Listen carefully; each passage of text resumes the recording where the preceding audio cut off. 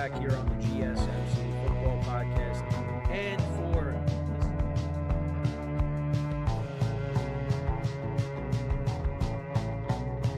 keep yourself in the loop of everything football on the Golden State Media Concepts Football Podcast. The latest news on and off the field, be it college football, Big Ten, SEC, Big 12, Pac-12, ACC to the NFL. We've got you covered. Listen to the Golden State Media Concepts Football Podcast.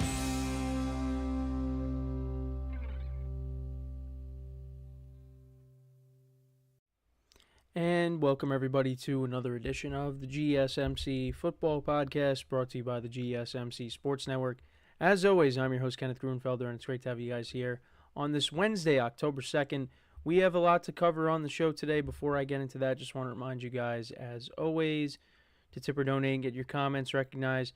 Make sure to go to the Super Chat button in the chat. This will help create a Super Chat of any thought or comment you may have throughout the live broadcast that you want to see me acknowledge. It makes the show more lively, more entertaining between myself, the host, and you guys, the viewers. We appreciate your guys' viewership each and every day, so any contribution you can make to the show means the world to us as we put out content for you guys each and every day. And also the other way to help out the show is by going to the link at the bottom of the show segment on the ticker GSMCpodcast.net. That is GSMCpodcast.net. So let's get into what we are going to discuss for today. So we're going to start off the show. We're going to talk about Raiders wide receiver Davante Adams requesting a trade. So we'll talk about that situation and, some of the possible destinations for him if he is indeed traded. Then in the second part of the show, we'll continue recapping the games from this past weekend. We'll talk about the Steelers-Colts game. So Anthony Richardson got hurt in the game and Joe Flacco came in for relief for him, and we'll talk about Joe Flacco's performance as well. Then we'll also get into talking about the Bengals picking up their first win of the season, defeating the Panthers 34-24 against the former Bengal quarterback Andy Dalton. Then in the fourth part of the show, we'll get into talking about the 49ers bouncing back after a 2-game losing streak, defeating the Patriots. And then in the final part of the show, I will give you my top 5 teams after Week 4 in the NFL. So let's get into the first topic, which is talking about Davante Adams and him requesting a trade from the Raiders. So this is something that's kind of been in the news a lot. I mean, in the offseason, there was a lot of speculation on that, but it was made official. And, things have kind of been brewing in Vegas that's kind of led to this point. And to kind of go through the situation. So, Davante Adams requested a trade. Now, what was interesting is something regarding the head coach, Antonio Pierce. So, supposedly, he liked an Instagram post suggesting Adams may have played his last snap with the Raiders. And, according to Ian Rappaport, Davante Adams preferred to be traded, and the Raiders are growing open to the idea of trading Adams and are reportedly reaching out to gauge interest. Adam Schefter reports the Raiders are seeking a package that includes a second-round pick and additional compensation. Because, Davante Adams, I know the production the last, couple years hasn't been up to, Davante Adams' standards, but part of that, I think, is because of the inconsistencies with the quarterback play. I mean, we saw what he could do with Derek Carr in 2022. And last year you had Jimmy Garoppolo, you had Aiden O'Connell. This year you got Gardner Minshew. And although I don't think Minshew is bad, I don't think Minshew is a, franchise quarterback, but I would like to see Davante Adams be put with someone that, with a playoff contender, with a quarterback that is more established. And so again, Antonio Pierce, he liked a Sports Illustrated post on Instagram, more specifically stating that Adams, like I said, may have already played his last snap with the Raiders. And screenshots of Pierce's like were shared on social media, and supposedly Adams hasn't really communicated with Antonio Pierce. Because you would think if Pierce did that by accident, and I think this was brought up in the interview with Kay Adams, you would think Antonio Pierce would have reached out to Davante Adams and say, hey, that's my bad. I didn't mean to do that. But apparently there's been no communication between the two sides, at least from what I understand. So, yeah, and then you go back to what Antonio Pierce said after the loss to the Panthers, him talking about players making business decisions. Does that mean Davante Adams fell in that category? I mean, it looks like it. I mean, you don't want to, say that's definitive, but it seems like that's who he was talking about. I mean, there were guys on the defense that Antonio Pierce may have been alluding to, but it seems like Davante Adams was falling into that category. And yeah, I mean, right now the Raiders, they're 2-2. I mean, it's not like they're out of it by any means, but is this team going to do anything this year? I don't think so. I mean, I didn't have them making the playoffs. I had them around 8 wins, but again, until they get that franchise quarterback, they're not really going to be doing anything. And it's interesting because in another aspect, you look at this, Davante Adams was one of the main advocates to bring back Antonio Pierce. Max Crosby even, threatened to request a trade on his end to, if the Raiders didn't want to bring him back or ended up not bringing him back. And the Raiders ended up bringing Antonio Pierce back. And now it seems like Davante Adams is on his way out.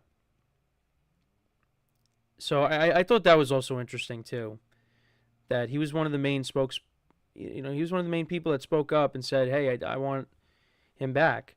And they got him back, and now he might be going somewhere else. So now in terms of where Davante Adams should go, I mean, there's plenty of teams out there that need wide receiver help. I know the Chiefs are a topic of conversation when it comes to that, with the injuries that they're dealing with right now, Marquise Brown and most recently Rashee Rice. But it's hard for me to believe that the Raiders would trade him within the division, unless, the Chiefs have the compensation, which they definitely do. But would the Raiders be willing to trade him within the division? And I know that a bunch of NFL fans are out there saying that they want every team to conspire against the Chiefs, even if the Chiefs call and give them a package that they can't refuse. They want the Raiders to just hang up on them and not help them out. But the Chiefs might be focusing on Amari Cooper. That's a name to keep an eye on from what I've seen. But there is a team, and I brought this up, I think, right before the season started. I definitely brought it up. Actually, no, I think it was after the opener against the Chiefs. It was the Ravens. The Ravens are a team that needs wide receiver help. And I think Davante Adams, that would be a good fit. And, that would make the Ravens offense even better because, you got Derrick Henry, who's running the football well these last couple of weeks. You got Lamar Jackson, who could throw it and run it if he has to. But to give Lamar Jackson that number one wide receiver, easily the best receiver he's ever played with, if they were to get Davante Adams, that would just make this team even better. So I don't know how they would. We'll see if they would be able to make it work. But that's, I think, a good destination for him.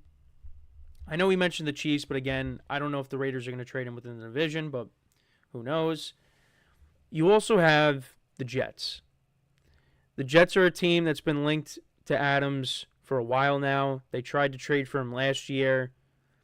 They've been trying, and I mean, listen, if I get to see Aaron Rodgers and Davante Adams pair up again one last time, I mean, sign me up for it. Because I said, when Davante Adams was with Aaron Rodgers, Davante Adams was the best receiver in the NFL. And, since then, with what's happened the last couple of years, the production has gone down. This guy still has good years left. Some very good years left. And, I think he instantly helps out the Jets, gives them another threat. The problem is, and we talked about the Jets yesterday, coaching is ultimately what's going to hold them back. So, yeah, you could bring in Davante Adams, and that may look great, but you still got Robert Saleh as the head coach and Nathaniel Hackett as the offensive coordinator. And the defense is still a little bit of an issue. So, but it at least helps Aaron Rodgers. And, he's trying to get on the same page as Garrett Wilson.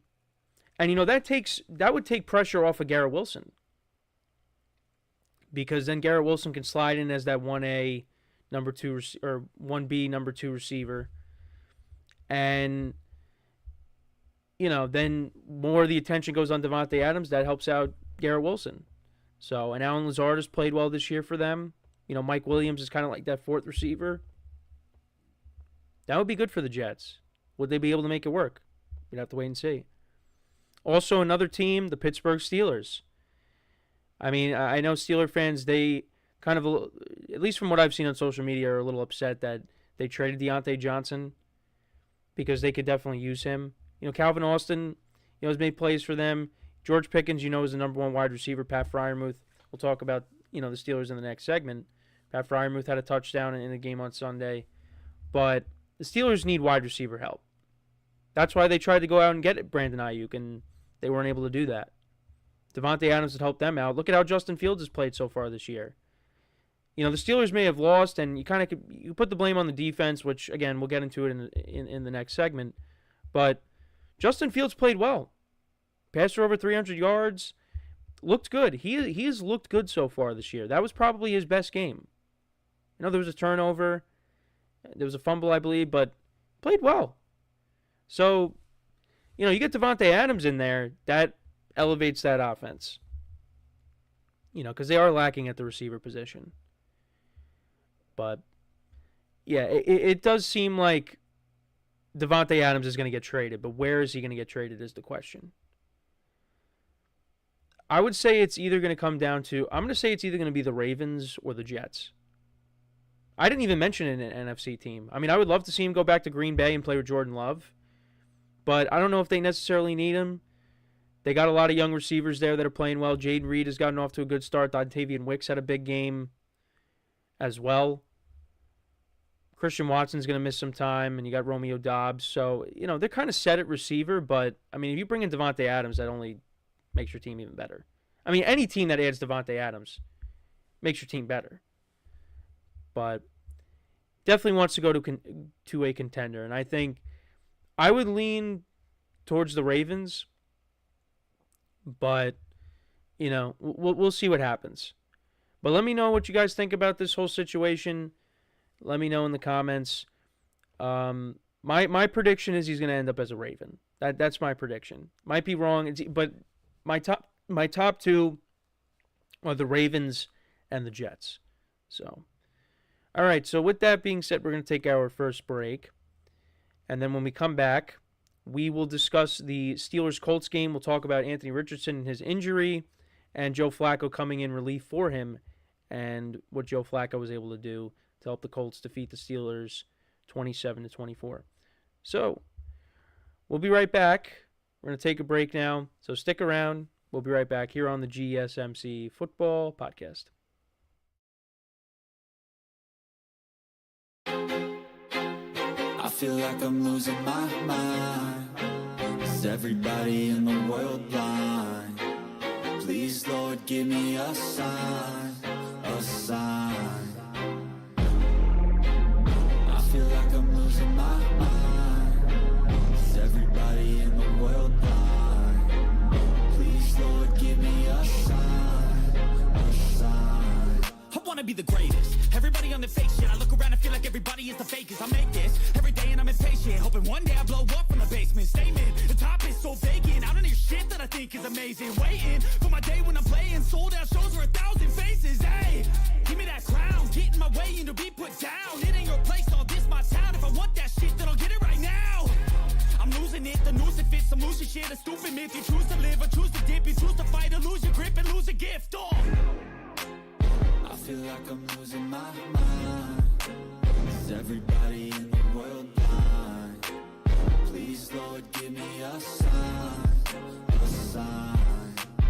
I feel like I'm losing my mind. Is everybody in the world blind?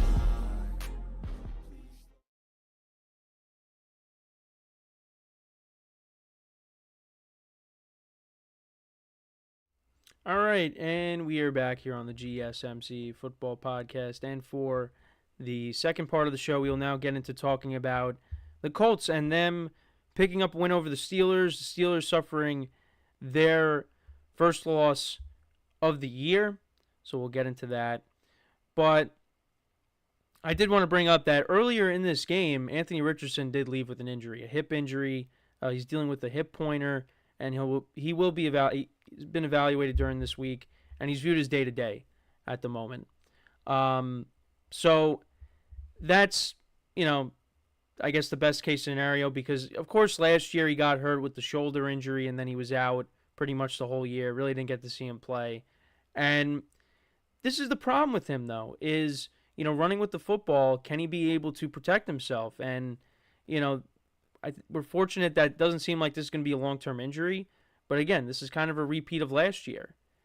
And, the Colts did get the win. Got to give him credit, once again to Mr. Joe Flacco.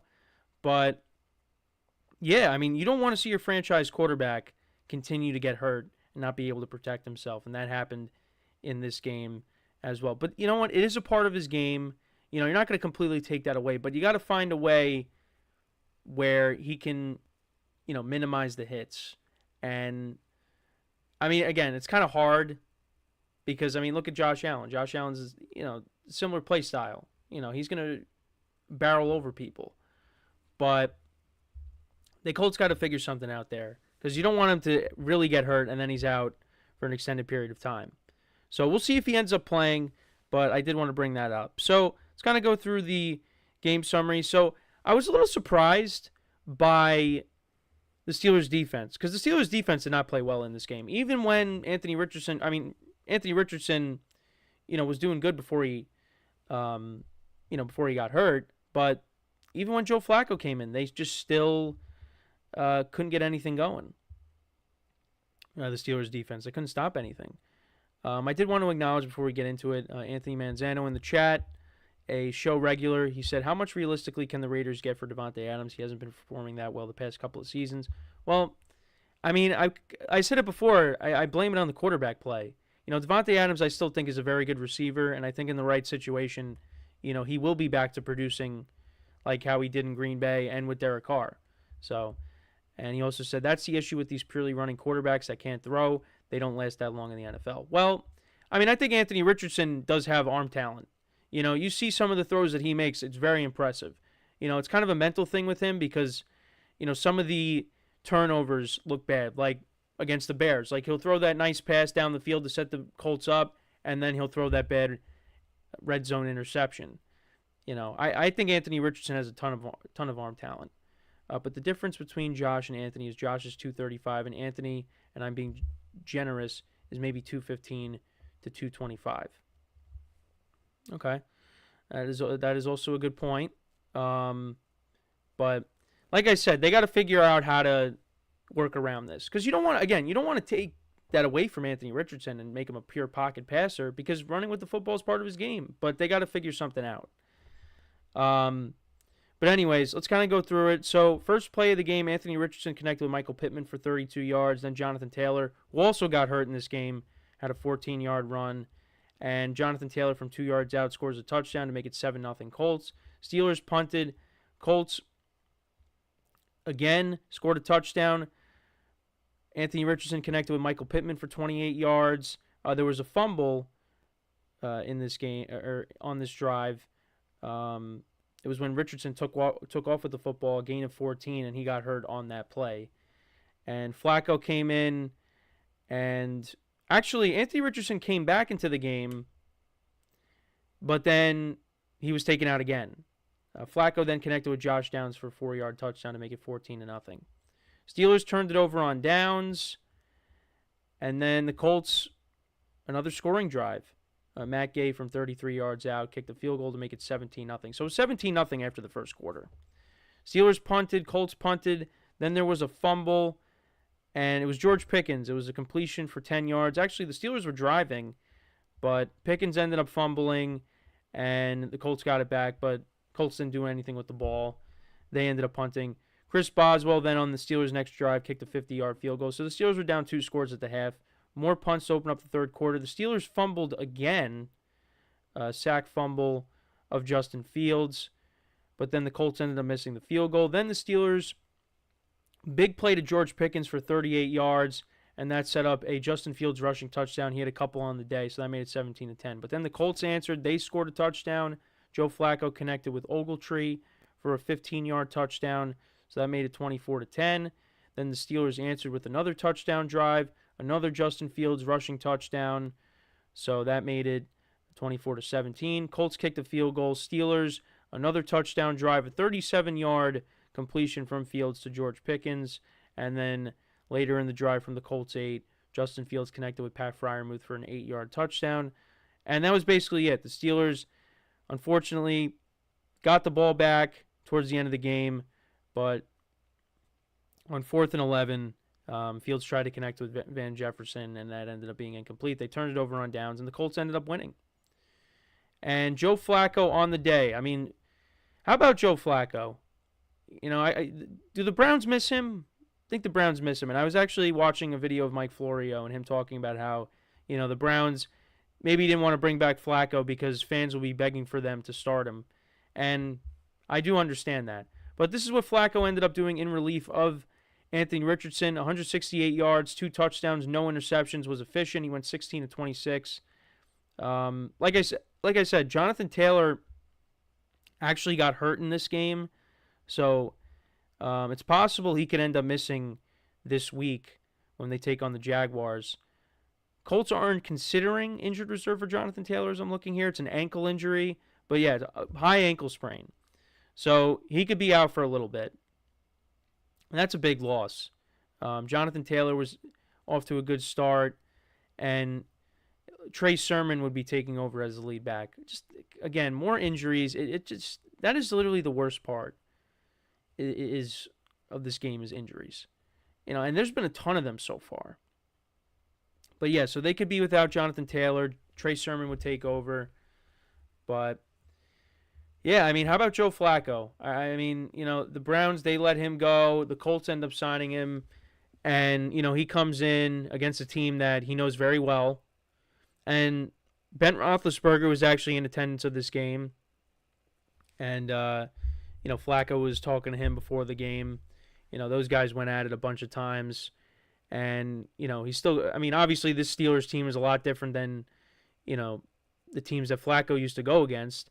But Mike Tomlin is still on that sideline. I mean, you still got Cam Hayward, T.J. Watt.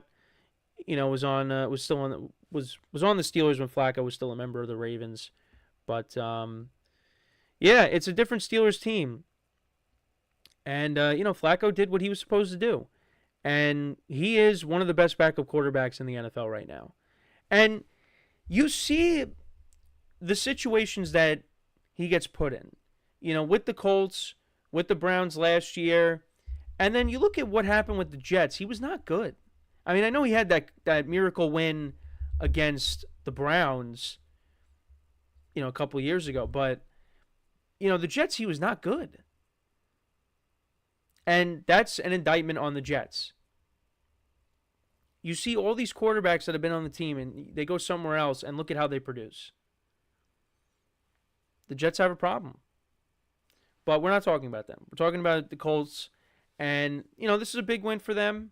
You know, get themselves back to 500 after a rough couple of games in a row. Well, they started off 0-2.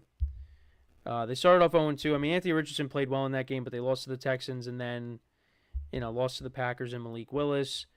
Again, wasn't a pretty game against the Bears, but they got the win. And then this, you know, Anthony Richardson from the start played well. I mean, the Steelers' defense is not going to play well every single week, but I definitely was a little bit surprised that, you know, of how flat they ended up playing here. But it happens, and that's not going to happen every single week. And Anthony in the chat says, can you explain to me why it seems the NFL has been suffering from these injuries as a lack of practices during the season? I mean, I think part of it is definitely conditioning, but it's a violent game. I mean, how many times do you see a lineman or a running back, their leg gets rolled up on, and they end up suffering a high ankle sprain or, you know, a significant knee injury? I don't think it should. Well, I will say there's been a handful of hamstring injuries that you can maybe point to.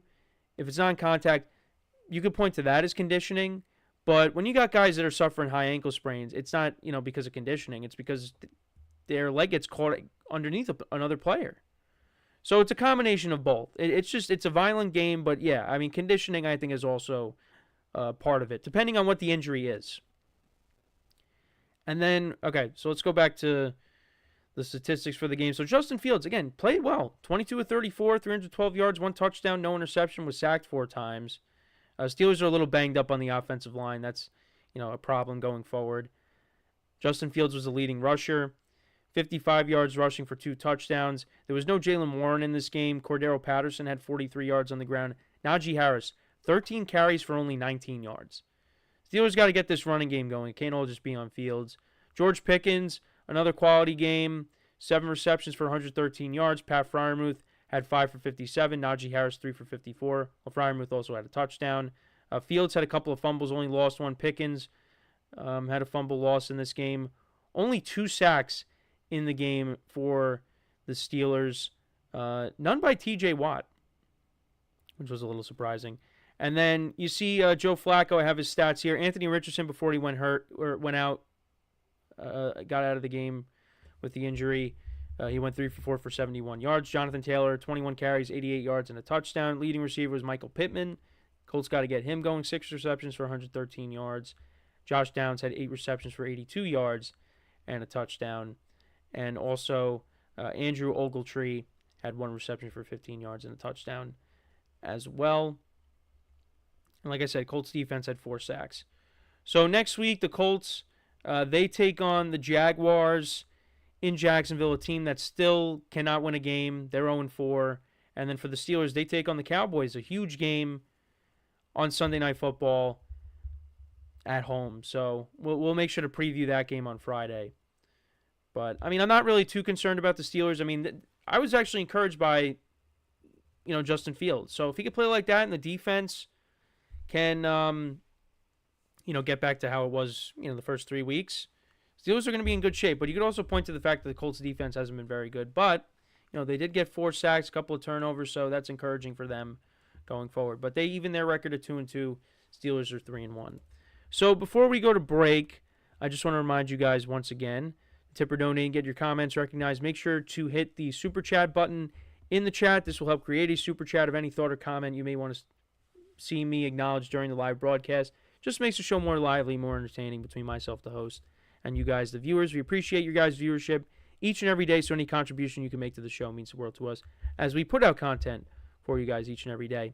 And also, the other way to help out the show is by going to the link at the bottom of the show segment on the ticker, GSMCpodcast.net. That is GSMCpodcast.net.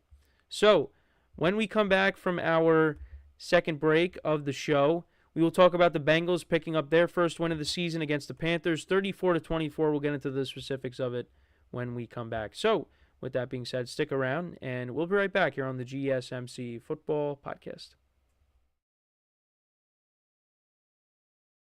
Looking for your daily fix of sports talk without having to pay for it? GSMC Sports Network is available on YouTube. Just search GSMC Sports Network. Get your fix of daily sports talk shows on YouTube, absolutely free. NFL, college football, NBA, MLB, MMA, UFC, fantasy football, and so much more. GSMC Sports Network has shows running all day long, with new sports shows starting every 2 hours. Just like on your favorite cable sports channel, except GSMC Sports Network is absolutely free. Just search GSMC Sports Network on YouTube to catch one of your new favorite shows, like the GSMC College Football Podcast, Chip Shot Football Podcast, Hoops and Heels Women's Sports Podcast, GSMC Basketball Podcast, and so many more. Check it out for yourself. GSMC Sports Network, now available on YouTube absolutely free. Search GSMC Sports Network on YouTube right now.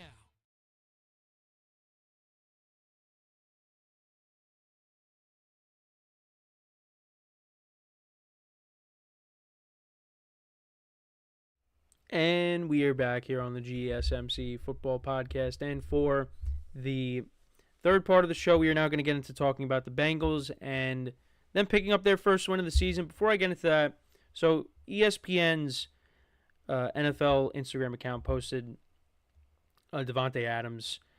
And, it has his current cap value for a team if he's acquired today, and it's $13.5 million. Cap value decreases by $968K a week. Trade deadline is November 5th. And the current caps, they show teams with like the most cap space.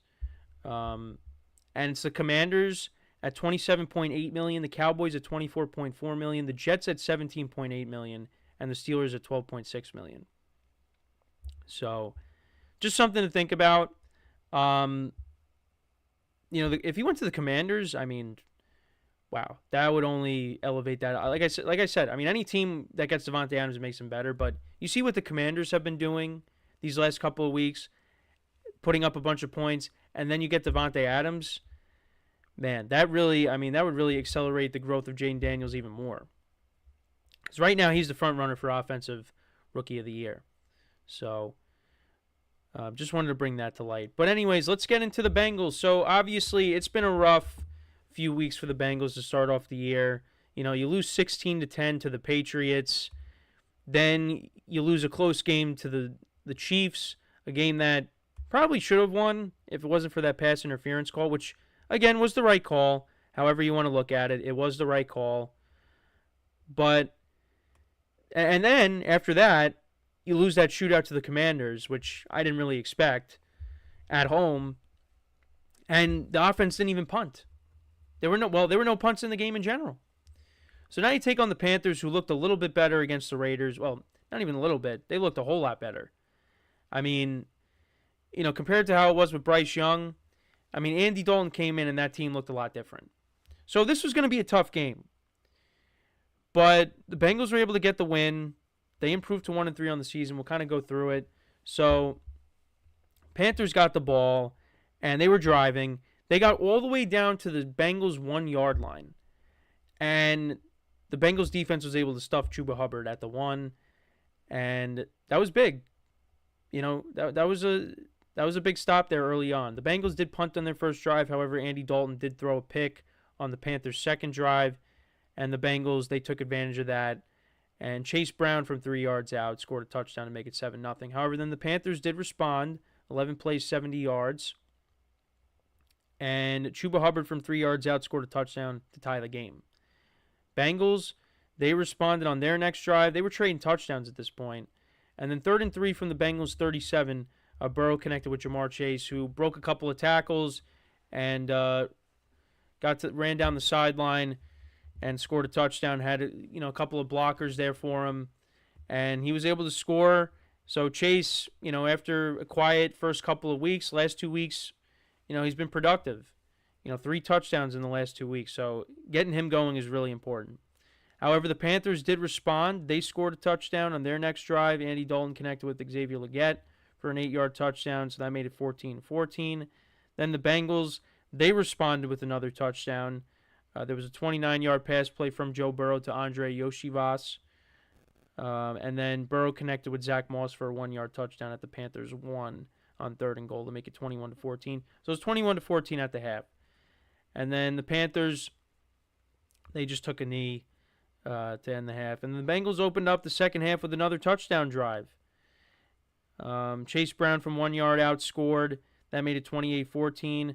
Couple of punts. Panthers turned it over on downs. It was 4th and 3 from their own 35-yard line. And they tried to do a fake with Johnny Hecker, and that ended up not working out. And the Bengals took over. A 56-yard field goal by Evan McPherson. That made it 31-14. Then the Panthers scored a touchdown. Andy Dalton connected with Deontay Johnson for a 21-yard touchdown. That made it 31-21. Then Joe Burrow threw a pick. Panthers cashed in, scored a field goal. Eddie Pinheiro from 48 yards out. That made it 31-24. A couple of punts. Bengals did make it a 2-possession game late. Evan McPherson from 46 yards out. And that's really all she wrote. Panthers dropped to 1-3. Bengals improved to 1-3. Joe Burrow, 22 of 31, 232 yards, 2 touchdowns, 1 interception. Bengals ran the ball for 141 yards and 2 rushing touchdowns. Chase Brown had 80 yards on the ground, and Zach Moss had 51 yards on the ground. Both guys had 15 carries. So it's kind of a split backfield between those two guys, and they've done a nice job so far. I will say. Jamar Chase, only 3 receptions, but made the most of it for 85 yards and a touchdown. T. Higgins targeted 10 times, 6 receptions for 60 yards. Yoshi Watts had 1 for 29. Von Bell had a pick in this game. And the Bengals defense, no sacks. So that is a concern. They're still not getting pressure. And especially, you would have thought they would at least get to Andy Dalton once. Because, he's more of the traditional pocket passer. As for the Panthers, speaking of Andy Dalton, he went 25 of 40 for 220 yards. 2 touchdowns, 1 interception. Like I said, was not sacked at all in this game. The Panthers ran the ball for 155 yards. Chuba Hubbard, 18 carries for 140 yards and a touchdown. Miles Sanders had 6 for 32. And they're going to be getting Jonathan Brooks back, the rookie running back. So that's only going to improve that running game. Chuba Hubbard has done a nice job these last couple games. Deontay Johnson looked like a different player since Andy Dalton's taken over. 7 receptions for 83 yards and a touchdown. Xavier Legette, 6 receptions for 66 yards and a touchdown. Xavier Woods had a pick in this game. That was off of Joe Burrow. But yeah, for the Bengals, that was a huge win.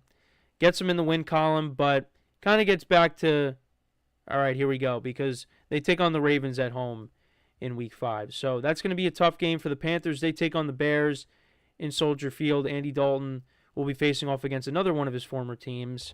And the Bears got a good defense. So that could be a problem. But this is a very important win for the Bengals.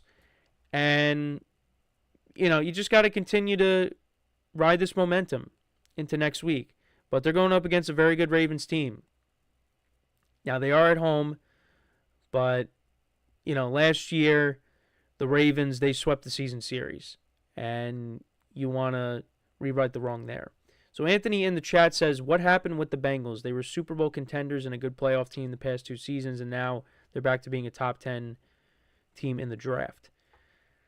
I don't know. I think that's a little bit of an overreaction. Yes, it looks like that right now, but you kind of have to, context does matter. Look at the games. It's not, the first game against the Patriots, they could have won that, but that game was ugly.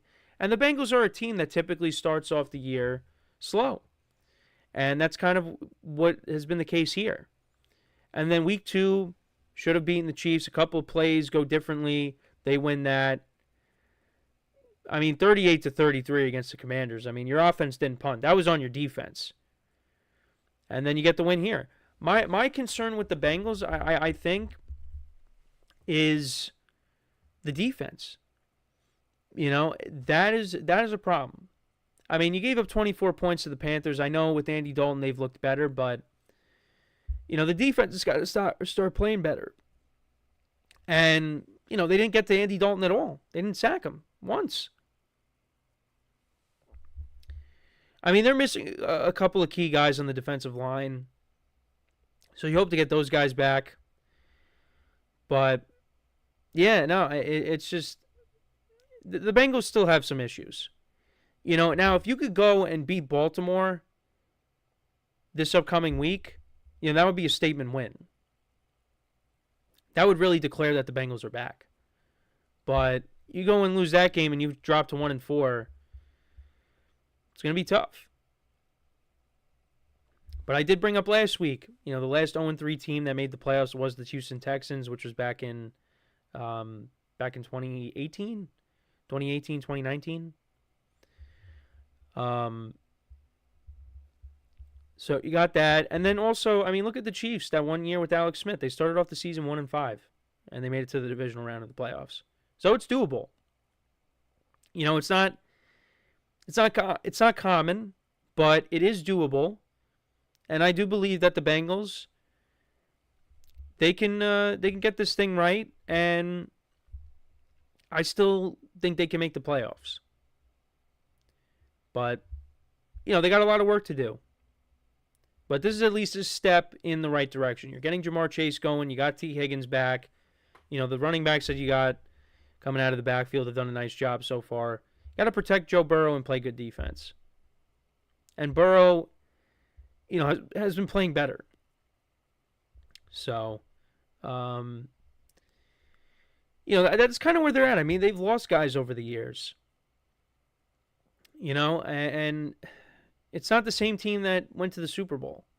You're not going to be able to keep everybody. And that's kind of what's happened here with the Bengals.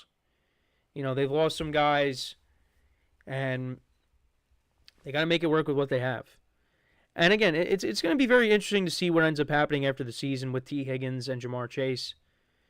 Because, Jamar Chase wants that new contract, and it's kind of upset with the Bengals.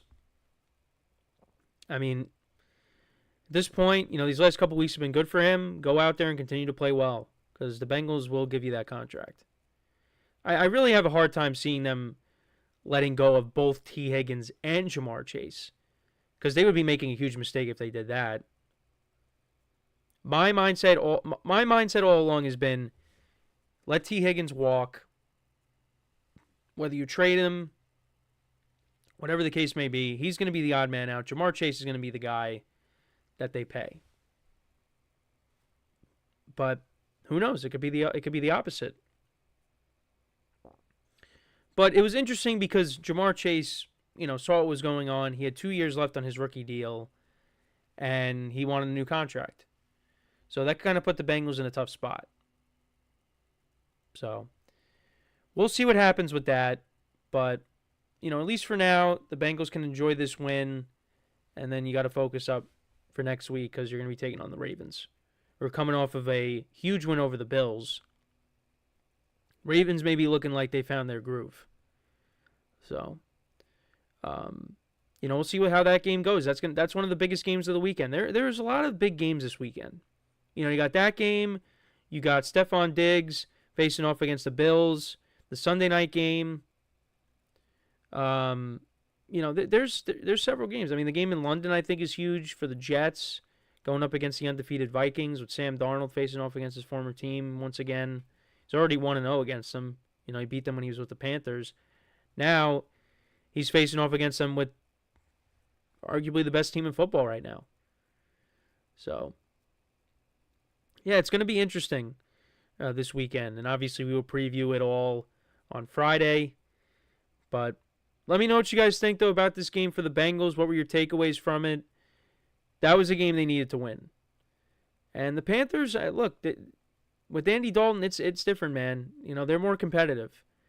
And I don't think it's really going to amount to much. I mean, I think they're going to win a few more games than maybe we would have initially thought. But, Andy Dalton should be the starter moving forward. He's played good enough to earn that. And, they get Jonathan Brooks back. They get Adam Thielen back. The offense will be even better. But, again, still don't really expect them to win a ton of games. So, but let me know what you guys think about this game, though. Let me know in the comments. So we are going to take our next break. When we come back, we will talk about the 49ers getting back on track, picking up a win over the Patriots. So make sure to stick around for that. So with that being said, we'll be right back. We're going to take another break. So stick around, and we'll be right back here on the GSMC Football Podcast.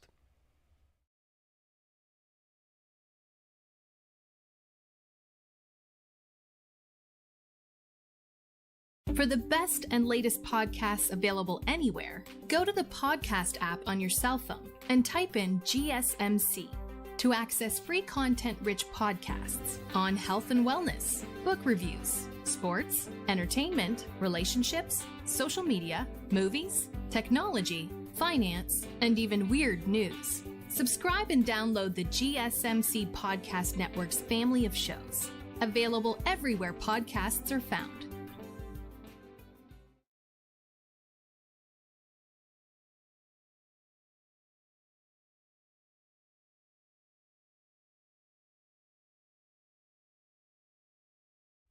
All right, and we are back here on the GSMC Football Podcast. And for the fourth part of the show, we will now get into talking about the 49ers and their win over the Patriots, defeating the Patriots 30-13. But they got back on track. Last couple games, against the Vikings, they lose that game. Vikings played really well against them. And then against the Rams, that was a game they should have had, but they ended up choking away that lead and losing. But here, I mean, the Patriots, this was a game that they definitely should win. And that's what they did. They went out and they dominated this game from start to finish. The Patriots really couldn't get anything going offensively. The 49ers defense, actually, despite that, no, I'm looking at the Patriots stats. They got to Jacoby Brissett 6 times. They got to him 6 times. So it was a rough day for him. He went 19 of 32 for 168 yards, 1 touchdown, 1 interception. Patriots only ran the ball for 73 yards. Ramondre Stevenson had 13 carries for 43 yards. Antonio Gibson actually ended up being their leading receiver. He had 3 receptions for 67 yards. Austin Hooper had a receiving touchdown in this game. He had 2 receptions for 13 yards. 3 fumbles by Jacoby Brissett in this game. Did only lose 1. The Niners did fumble in this game, and Christian Elise recovered it. Ramondre Stevenson also fumbled in this game. That's back-to-back weeks of fumbles for them. They did get to Brock Purdy once. Dietrich Wise Jr. got to Purdy. But, yeah, it was not a good day for the Patriots. Brock Purdy, decent numbers, 15 to 27, 288 yards, 1 touchdown, 1 interception. That was in the end zone. Jordan Mason continues to run the football well, 24 carries, 123 yards, and 1 touchdown. Juwan Jennings was their leading receiver, 3 receptions for 88 yards. Deebo Samuel had 3 for 58. Brandon Ayuk, 2 for 48. George Kittle, 4 for 45, and a touchdown. So it was good that Brock Purdy had most of his weapons back after missing both Kittle and Deebo last week. But like I said, 6 sacks to Jacoby Brissett. Jake Moody went 3 for 3 on field goals. And to go through the specifics, Patriots got the ball to start the game. Didn't do anything with it. The Niners went 15 plays, 90 yards down the field. Jake Moody kicked a 22-yard field goal. Then on the Patriots' next drive, the first play of their next possession, Ramondre Stevenson fumbled. 49ers turned that into a field goal, 26-yard field goal by Jake Moody. Then Jacoby Brissett threw a pick to Fred Warner, and it was returned 45 yards to the house, so that made it 13-0. Patriots then turned it over on downs on their next possession.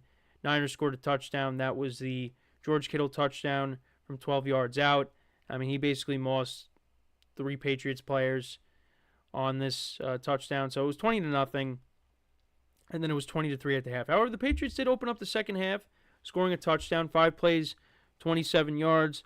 Jacoby Brissett on 4th and 1 connected with Austin Hooper for a 5-yard touchdown. But then the Niners did answer with another touchdown, Jordan Mason from 4 yards out, to make it 27-10. More punts. Patriots did kick a field goal later in the game. Joey Sly from 54 yards out made it 27-13. Brock Purdy threw a pick in the red zone. And it was set up by a 45-yard pass play to Juwan Jennings. But yeah, that was not a good play by Purdy. Patriots turned it over on downs. Niners kicked another field goal. Moody from 41 yards out continues his good season. Patriots then fumbled. That was all she wrote. Niners get back to 2-2, and the Patriots drop to 1-3. The Niners, they take on next week. They take on the Cardinals. For the Patriots, they take on the Dolphins, a team that is just reeling right now with the quarterback issues that they have at the moment. But the Niners, look, they're another team that, they've gotten off to a slow start. I'm not really worried about them. At some point, it seems like Christian McCaffrey is going to come back at some point. But you know what? I feel like the Niners are going to be okay because Jordan Mason has done a great job running the football. I believe he does lead the NFL in rushing. He has played really well, and I think that's going to continue. Now, obviously, Christian McCaffrey brings more to the table when it comes to catching passes out of the backfield. But Jordan Mason is a big guy, and he can bulldoze over people. He's done a nice job, and I think that's going to continue. And you got Deebo Samuel back. You got George Kittle back. You hope to get Brandon Ayuk going. You hope to get all these guys going. Juwan Jennings looks like the best player right now out of the pass catchers with what he's been able to do, picking up where he left off in the Super Bowl because, could have won Super Bowl MVP had the Niners won that game. I think they're going to be okay. The biggest thing is protect Brock Purdy because you saw, at least you give him protection. You saw against the Rams, a team that I know is banged up, but, Brock Purdy was missing a lot of his weapons. Purdy played well. And, again, he wasn't spectacular on Sunday by any means. And, the Patriots' defense is still respectable. But the Niners still won. And, keep this momentum going. Like I said, eventually Christian McCaffrey is going to come back, and then this team will kick into that second gear, if he's healthy, of course. But can the 49ers go far in the playoffs without Christian McCaffrey? Once again, the biggest thing for me is the defense. The defense has to play better. And it had a good game on Sunday. I know it was against a much inferior opponent. We understand that. But, against some of these better teams that they're going to be facing on their schedule. They got the Bills on their schedule. They got the Packers. They got the Lions later in the season. They still haven't played the Seahawks yet. Seahawks, I think, are going to give them a tough time. Defense is going to have to step up and, be that defense that, we're accustomed to seeing. And you still got guys banged up on the defensive side of the ball. I mean, again, who knows when Dre Greenlaw is coming back. But, as long as you got Nick Bosa, you got Fred Warner, they'll be okay. But, I still have my concerns with them. But it's not enough where I think the Niners are just going to be, out of it.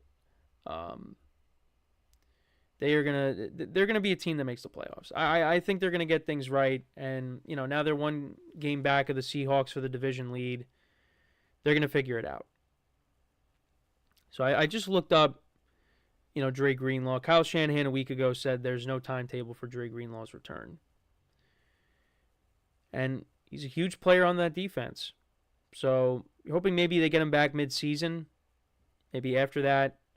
But it's just unfortunate he suffered that kind of injury in the Super Bowl. And that's the very last game of the year. So, now because he got hurt that late, he's going to be coming back late. So, we'll see.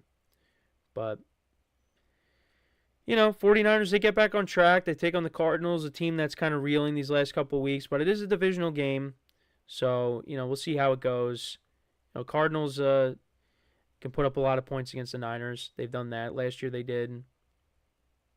But the Niners, put up a lot of points on the Cardinals' defense. So, we'll see what happens. Right now the Niners are a 7.5-point favorite. So we'll see how it goes. And then for the Patriots, I think that game against the Dolphins is very winnable. It's at home. Play good defense. I think the Patriots could win that game.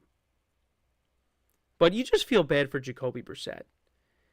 That they're basically, and I get it because, you don't want to put Drake May behind that offensive line, but, somebody's got to play behind it. And you just feel bad for Jacoby Brissett. Because he had to deal with it back-to-back weeks against the Jets and now against the Niners. Two good defensive lines. And, he's just got to be back there. But he's going to get hurt. And then you're going to have to put in Drake May, unless you want to put in Joe Milton and make him, start. But, yeah, I don't like seeing that. But, again, someone's got to be back there. You can't be doing direct snaps the whole game, do wildcat formations. Somebody's got to play quarterback, and right now it's Jacoby Brissett. And they're going to have him start for as long as possible. And then at some point, we will see Drake May. We did see him a little bit against the Jets. Didn't see him in this game. But at some point, I would imagine he does start. Or maybe he doesn't. Maybe he doesn't start at all this year. But we'll have to wait and see on that. But let me know what you guys think about this win for the Niners. What were your takeaways from this game? Again, this was a game that they should win. And that's what happened. They took care of business. And now you go up against a divisional opponent that's kind of, struggling these last couple weeks offensively. So, we'll see how it goes. But let me know what you guys think about this game in the comments. So, when we come back from our final break of the show, we'll get into my power rankings for this week, my top 5. Definitely different. And it's going to change. From week to week, it is going to change. And, again, I do top 5 because it's easier. And you guys know me. Not a big fan of doing rankings. But, at least top 5 is more manageable. Top 10, it's kind of pushing it a little bit. And this week it was hard. It was definitely hard to come up with the top 5. Because like I said, definitely has changed from last week based off of how this past weekend went, how some of the games went. But that's just how it is. It's just a week-to-week thing. This year, it's really week-to-week. You really just have no idea. But that's kind of where we're at right now. And I think as we progress through the season, you're really going to get more of an understanding of where some of these teams are at. Because, you have teams that'll have a good week and then they'll struggle. There's some teams that, consistently they're playing well and you kind of know what to expect out of them, even though it is still early. But there's some teams I do have confidence in moving forward. And we'll get into all that, like I said, when we come back from our final break of the show. We've already made it to the end. It's amazing. These shows always fly, and once again, that is the case here. So, so we'll talk about my power rankings after week 4, give you my top 5, and that will basically put a bow on the show for today. So, for one final time today, stick around, and we'll be right back here on the GSMC Football Podcast.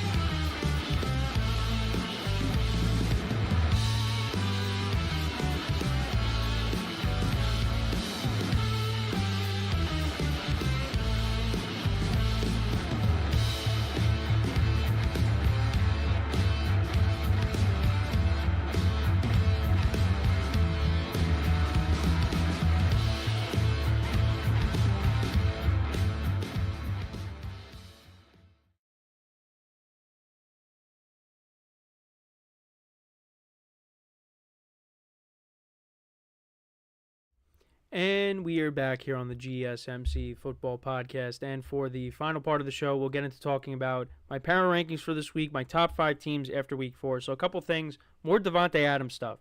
So Boomer Esiason, who's kind of been all over the Davante Adams trade rumors, he said that Davante Adams wants to reunite with Aaron Rodgers and sees the Jets making a trade by next week. This is 2 hours ago on his morning show on WFAN in New York. And then Adam Schefter said Davante Adams would like to play with the quarterback he knows. So it's either Aaron Rodgers or Derek Carr. That could be another potential fit right there, is with the Saints. So, could be the Jets. Could be the Jets. So we'll see. I hope it is the Jets, again, because I would like to see Aaron Rodgers and Davante Adams play together, because they were very special. They were one of the best quarterback wide receiver duos for a long time, and I would like for that to continue at least for one more year. So, yeah, so I wanted to bring that up. So maybe he goes to the Jets, and if it happens, we'll talk about it. So let's get into this top 5 now, shall we? To end off the show here. So it has changed since last week based off of some of the things that have happened, some of the things that transpired over the weekend. So let's get into it. So at the number 5 spot, the Buffalo Bills. All the way down from 1, dropped down to 5. And again, I was going over it last night, and I was saying I can't just knock the Bills completely out of the top 5 after, that rough game against the Ravens where just nothing went right for them. So, I was between them and the Buccaneers, and I said, you know what? I'm going to keep the Bills here at the 5. I'm not going to completely drop them out of the top 5. Even if I was doing top 10, I mean, they wouldn't have dropped out of the top 10. They'd still be in the top 10. But I'm going to still put them at 5. This was just a bad week for them. It's not like they lost to an inferior opponent. The Ravens are a really good team when they're actually clicking on all cylinders. Got a good defense. You saw what Derrick Henry did to start off the game. Derrick Henry has tormented them in some games over the years, and that continued. Just nothing went right for the Bills. Defensively, maybe the defense got a little bit exposed going up against the Ravens, because you look at the opponents that the Bills went against, the Cardinals, against the Jaguars, against the Dolphins, and Tua, threw 3 picks to them, and look at how the Dolphins are playing. I know without Tua, but still, you kind of think, okay, maybe, they were kind of playing a little over their heads, at least defensively. But, I don't want to overreact. The Bills, I still think, are a really good team, and it looks like it's going to come down between them and the Jets, for the AFC East. So I still got them at number 5. I'm not completely jumping off the bandwagon with the Bills just because of one bad week. And again, it was against a very good team. But now they go up against the Texans, who's another good team, and let's see what they do there. Let's see if they bounce back. Number 4, I got the Lions. I was impressed by their victory against the Seahawks. I mean, that was a team that's kind of owned them the last few years. I mean, the defense did give up a lot of points. I mean, a lot of that came because of penalties in some cases. But, I think this is a very good Lions team. Jared Goff, 18 of 18 in this game, had a receiving touchdown. This team, they look really good. They look like, after this game here against the Seahawks, they look like maybe they're hitting their stride. I mean, you saw the running game with Jahmyr Gibbs and David Montgomery making plays and scoring touchdowns. Jameson Williams, another long touchdown. Amon-Ra St. Brown continues to produce. This Lions team is really good. And, like I said, maybe this is the game where they hit their stride and they get it rolling offensively. Because, the running game's been good. It's just the passing game's kind of been a little lackluster at times with Jared Goff. Jared Goff hasn't been great, but, right now they're 3-1, and they look really good. They look really good after this game. And let's see if that continues. I believe, do they go on who do they play this week? They take on, I think it might be the bye week, but I could be wrong. The Lions, they will be taking on the bye week. That's right. So, yeah, they're on a bye. But, like I said, I was impressed by their win. I mean, and the Seahawks are a good team. Seahawks, like I said, have always given them problems. But, yeah, no, they played well there. And, yeah, we'll see them after the bye week. But I got them at number 4. At number 3, I got the Ravens. Going up against the Buffalo Bills, who was really the hottest team in the NFL coming in, and what they were able to do, shut down Josh Allen in that offense. Derrick Henry, another big game from him. Lamar Jackson, did what he was supposed to do, of course. I mean, this team looks like they're another one that's hitting their stride. And you could look at this team, they're 2-2, could very easily be 4-0. Or at the very least 3-1. And they almost blew that lead against the Cowboys, but they were able to hold them off. But they pretty much dominated that game, and they dominated this game. This game, they put together a full game. Not a half, not 3/4. They put together a full game. There were times where it looked like, oh, maybe the Bills are going to come back here. Because the Bills did that to the Ravens a couple of years ago, where the Ravens dominated, and then the Bills came back. I thought, is this going to be the moment here? Is it going to be this moment? Where is it? Never happened. Ravens were in control of this game from start to finish, and got to give them a lot of credit. And like I said on the recap on Monday, Derrick Henry is a difference maker in this offense. Last year, you had Gus Edwards, you had Justice Hill, and Justice Hill has done a nice job so far. But going out and getting Derrick Henry, that was one of the best moves of the offseason. And these last couple of games, he has played really well. And he's a 30-year-old running back. And he still looks like he's still got plenty of gas left in the tank. I mean, he showed that on the first play of the Ravens' drive, 87 yards to the house. So they got to ride the king. That's what they got to do.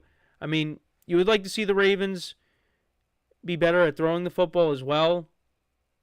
Because the passing game, I talked about it earlier with Davante Adams. You got to say Flowers is a good player. And I'm not saying the receiving core is bad, but it's not good. They need another playmaker there. And Mark Andrews really hasn't gotten it going this year. Isaiah Likely had a big week 1, but hasn't really done anything since. But listen, if it ain't broke, don't fix it. If they're going to be a running team, that's their identity, you keep doing that. And Lamar Jackson doesn't turn the ball over. He takes off with it when he has to. This is what the Ravens style is running the football and playing good defense. So I was very impressed by that win. So I got him at 3. And number 2, it's because of week 1. Part of the reason is because of week 1, why I got them at 2, defeating the Ravens. But I got the Chiefs. I mean, right now, they're one of the unbeaten teams left. But they haven't looked great. Patrick Mahomes has continued to turn the football over. The defense, there's some holes in that defense. And the injuries, too, are starting to pile up. You're already without Isaiah Pacheco, Marquise Brown, at least for the regular season. Rashee Rice, still nothing official yet, but he could be out for the year. So you're kind of thin at receiver again, like you were last year. So, they're 4-0, but it's not a pretty 4-0. But you got to give them the respect and put them at 2. And like I said, at some point, they will lose a game. It's going to happen. Came very close pretty much every single week. Every single week. It's been a one-score game. The Ravens was a one-score game. Ravens, they thought they were potentially going for 2 to win the game against them. They beat the Bengals at the buzzer. Falcons were driving to maybe win at the end. The Chargers, they were up 10-0. The Chiefs have not looked great, but you know what? They find a way to win games, so you got to give them credit. But it hasn't looked great so far. But you know what? They got to be in the top 5. They're undefeated. They've been there. They've won that. And, we'll see what happens this week. They take on the Saints on Monday night, which should be an interesting game. Derek Carr facing off against a former AFC West rival. But, yeah. The Chiefs, they have not looked great, but they're 4-0. And Travis Kelce's going to have to be more of a factor now with some of the injuries. They got him going this past game. Xavier Worthy's going to have to step up. Juju Smith-Schuster, Justin Watson, Sky Moore, all those guys are going to have to step up now with the injury to Rashee Rice. And, Kareem Hunt looks like he's going to be the lead back with Samaje Perine because Carson Steele, after that fumble, they just didn't use him. So, but yeah, I got the Chiefs at 2. And then at 1, the Minnesota Vikings. And they have looked like the best team in football. I think if they played the Chiefs right now, I think they would beat them, honestly. And again, you look at the schedule that the Vikings had going into the season. Did you really expect them to be 4-0 at this point? Kind of expect them to be 1-3. But you know what? It's a credit to this roster. It's a credit to the coaching. It's a credit to Sam Darnold. I did not expect Sam Darnold to play this good. But he has played like an MVP candidate. He's one of the top candidates for MVP at the moment. But you know what? It makes sense. Because they have a good roster. They have a very good defense. And you got, Aaron Jones running the football well for them. That was a good signing, bringing him in. Justin Jefferson's healthy. They got Jordan Addison back. And TJ Hawkinson's just around the corner. So you're going to get him back too. So you talk about, where are the wins coming from with the Vikings before the season started. Well, where are the losses coming from? They're taking on a Jets team this week that, is a little banged up, did not protect Aaron Rodgers well. The Vikings, I think, are going to win that game. But who knows? Anything can happen. I mean, they very easily could have lost the game against the Packers. Packers, if the turnovers weren't a factor in the game, Packers, I think, win that game. And if their field goal kicker can make field goals, Vikings could be 3-1, but they're not. So I think right now they're the best team in football. And maybe they're not going to be number 1, but right now, they're on their way to, at least securing a playoff spot, the way this first quarter of the season has gone. And again, look at the opponents that they've done it against, excluding the Giants, the 49ers, the Texans, and then the Packers in Lambeau. They're a good team, and they're well coached. And again, it really does make you wonder, if Sam Darnold continues to play like this, what is going to happen with J.J. McCarthy? We got ways to go before that, but if Sam Darnold continues to play like this, Vikings got a tough decision to make. So, before we wrap up here, just to run through it again. So, at number 5, the Bills. 4, the Lions. 3, the Ravens. 2, the Chiefs. And then at 1, I got the Minnesota Vikings. So, let me know what you guys think about my top 5. What would your top 5 be? So, with that, that is all the time that we have for today. Thank you guys for tuning in. Make sure to check out all the other shows. Give the other shows some love, like I always say. And, yeah, that is it. So, until next time, I'm Kenneth Gruenfelder signing off from the GSMC Football Podcast, brought to you by the GSMC Sports Network. Have a good day, and I will talk to you guys tomorrow. Take care.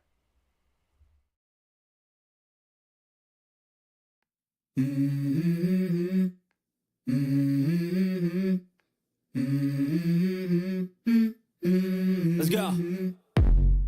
I wake up to a little bit of drool on my pillow, feel like it's gonna be a bad day. Yeah, I'm tired of shit, and the coffee ain't hit yet, damn, ain't that great. I don't wanna